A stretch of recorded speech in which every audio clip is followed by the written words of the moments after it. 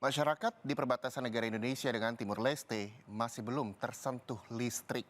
Tak hanya kesulitan mendapat informasi karena tidak bisa memutar televisi atau radio, banyak anak-anak juga kesulitan belajar karena tidak ada penerangan di rumah mereka. Gelap gulita. Suasana di Kampung Fohomea, Kelurahan Manumutin, Kecamatan Kota Atambua, Kabupaten Belu, Nusa Tenggara Timur, sudah belasan tahun kondisinya seperti ini.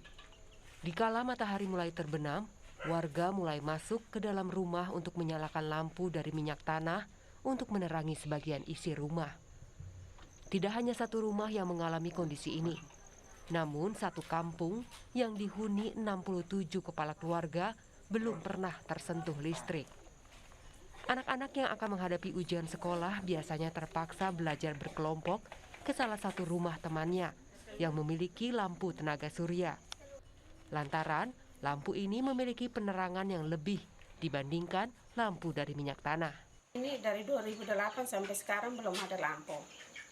Listrik belum masuk. Belajar anak-anak itu biasanya orang biasa cari lampu terang.